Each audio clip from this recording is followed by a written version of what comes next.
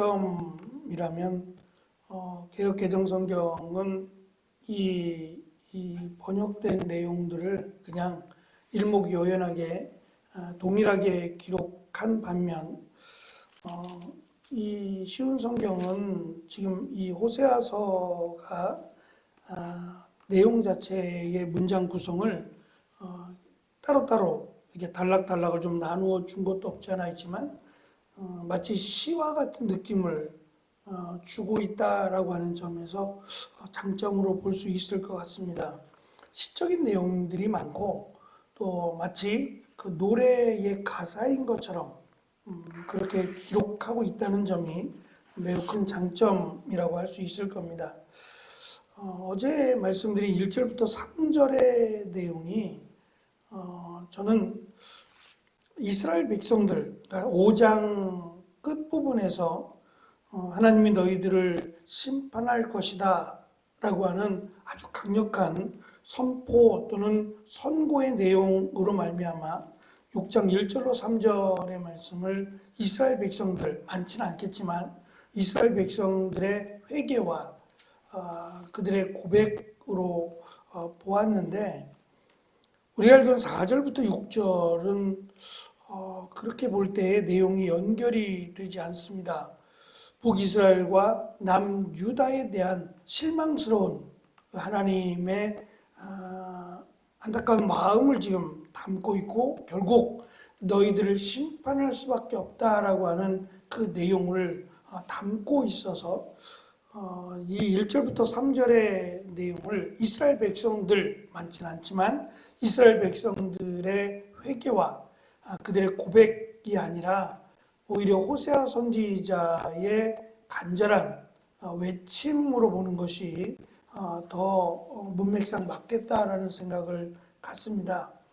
그렇게 보면 호세아 선지자가 이스라엘에게 용서와 회복이 있는 하나님께 힘써 돌아가면 놀라운 은혜가 그들을 버리지 아니하시고 그래도 여전히 함께 하시는 하나님의 놀라운 은혜가 기다리고 있다라고 외쳤음을 우리가 알 수 있는데, 그럼에도 불구하고 그 강력한 호소와 외침, 그것을 마치 소귀의 경읽기처럼 듣지 않아 버렸습니다. 이제 이스라엘은 회개할 수 있는 기회조차 잃어버렸다는 겁니다. 물론 그 이유는 하나님의 말씀을 또 하나님을 전혀 중요하게 여기지 않은 거죠. 하나님은 한 분이시고 수많은 그 부분에 전문적인 신들이 있잖아요. 바알이면 바알, 아세라면 아세라 등등의 많은 신들을 오히려 섬기고 그 많은 신들의 영향력을 기대하는 것에 빠져버렸어요. 물론 왜 그렇게 됐느냐라고 물어본다면 그들이 거기에 살고 있던 원주민들이라고 할 수 있는 그 이방인들과 함께하기를 좋아하게 되고 또 그들의 풍습을 따랐고 그들을 가족으로 받아들이면서 결국은 이 타락의 길을 걷게 되었다라는 것을 알 수 있어요. 그래서 하나님께서 약속의 땅, 축복의 땅을 주시면서 그들과 함께하지 말 것을 말씀하신 것은 그들을 저주하셨기 때문이 아니라 이스라엘 백성들을 거룩하게 지키시기 위함이었다라는 것도 우리가 알 수 있습니다. 그래서 선지자는 4절부터 다시 이 슬픔의 노래라고 할 수 있는 좀 안타까운 이런 이스라엘을 향한 하나님의 심판의 노래를 또다시 부를 수밖에 없습니다. 이 모습은 아무리 설득시키려고 해도 설득되기를 거부하며 끝까지 반항하는 자녀를 둔 마치 부모의 심정을 대변해 주는 것 같습니다. 하나님께서는 이스라엘이 자신과 맺은 언약을 무시한 이스라엘 백성들에 대해서 한탄하셨습니다. 이것밖에 안 되냐라고 하는, 어떻게 이렇게 하나님의 사랑을 쉽게 거절하고 배반할 수 있느냐라고 하는 내용입니다. 하나님께서 북이스라엘과 유다를 향해 보이신 그 놀라운 사랑에 대해서 고작 아침 안개와 그리고 덧없이 사라지는 이슬과 같이 여겼다라고 표현을 합니다. 우리 성경에는 아침 구름이라고 설명을 했는데 이 두 가지의 공통점은 해가 뜨면 언제 그랬냐 싶게 언제 여기에 있었는가라고 할 만큼 사라진다는 겁니다. 하지만 일교차가 심한 이스라엘에서는 매일같이 아침 안개와 또 이슬을 보게 됩니다. 이것은 늘 자연스러운 현상이고 또 이것이 결국 이스라엘의 풍요로움을 가져온 하나님의 은혜였어요. 그래서 이 이슬이라고 하는 것을 하나님이 우리에게 주신 구원의 은혜라고 여길 정도로 그렇게 아침마다 촉촉하게 젖어 있는 대지를 보면서 하나님이 이것 비는 내리지 않지만 1년에 크게 두 차례밖에 오지 않는 비지만 이 아침에 이 대지를 적셔주는 이 이슬이 이스라엘의 농작물을 자라게 하는 하나님의 은혜였다라는 것을 믿음의 눈으로 보면 고백할 수밖에 없습니다. 그런데 지금 이스라엘이 하나님을 향한 사랑이라고 설명하는 하나님을 향한 마음은 이렇게 해가 뜨면 언제 있었냐 싶게 아주 말끔하게 사라져버리는 아침 안개와 이슬과 같다라는 표현입니다. 하나님을 향한 북이스라엘과 유다의 마음이 이처럼 순간적이었다라는 거죠. 하나님의 영원하신 사랑에 비하면 너무나 어처구니 없는 보잘것없는 모습이었습니다.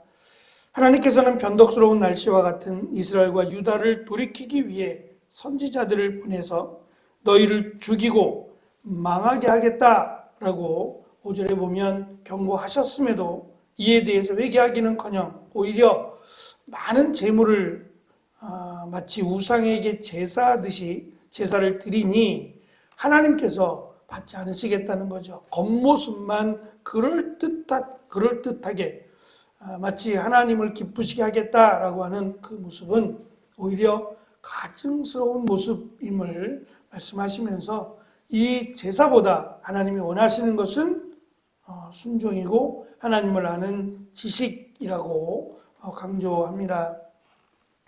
하나님께서 이스라엘 백성들에게 원하시는 것은 이런 번제가 아니라 하나님을 아는 지식이나 하나님을 아는 그것을 하나님이 원하십니다. 그 이유는 하나님께서 원하시는 것이 무엇인지를 제대로 알고 순종해야 되는 겁니다.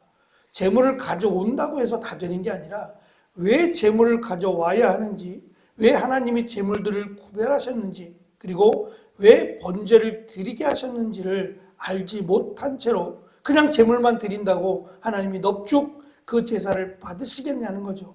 하나님은 살아계시고 전능하신 분이고 하나님이 약속하신 그 약속을 지키시는 분이다 라고 하는 것을 분명하게 다시 설명하고 있습니다. 호세아 선지자는 2번씩이나 여호와를 알자, 심써 여호와를 알자고 외쳤습니다. 그 외침에 귀를 기울였다면 재물을 가지고 올 것이 아니라 회개했어야 합니다. 자신들의 죄악을, 자신들의 어리석음을 하나님 앞에 회개하며 은혜를 구했을 겁니다. 하나님을 아는 지식이란 하나님의 말씀을 하나님으로 믿고 그 말씀에 순종하는 것을 의미합니다. 그래서 믿음은 하나님을 아는 것과 비례합니다. 그렇게 본다면 신앙의 연조가 우리가 신앙생활을 오래 하면 할수록 사실은 더 믿음이 좋아져야만 합니다. 그런데 그렇지 않는 결과가 왕왕 있는 이유는 하나님의 말씀이 아니라 세상과 접목된 또는 세상의 이야기들을 듣게 되기 때문이에요. 그래서 타락하면 타락할수록 하나님의 말씀보다는 사람의 소리가 더 많이 들려진다는 겁니다. 말씀드린 것처럼 감정 또는 감동을 은혜와는 좀 구별해야 된다고 생각해요. 간혹 이 강단에서 이게 설교 중에 이게 우시거나 또는 감동을 주는 이런 간증들을 통해서 사람의 마음을 터치하는 이런 모습들이 최근에 들어서 많이 등장하는 것 같아요.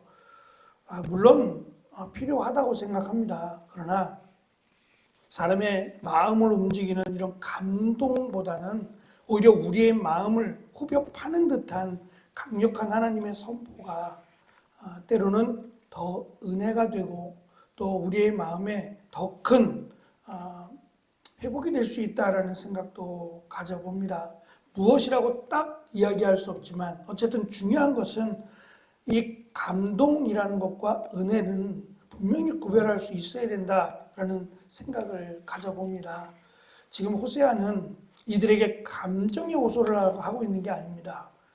마치 이들이 지금 죽음이냐 죽느냐 사느냐의 문제 앞에서 결단을 호소하고 있는 것이기 때문에 그들이 이 강력한 호소 앞에서 철저하게 하나님께로 돌아오라고 지금 호세아 선지자는 부모의 심정으로 이들을 책망하고 또 이들을 권면하고 있는 겁니다.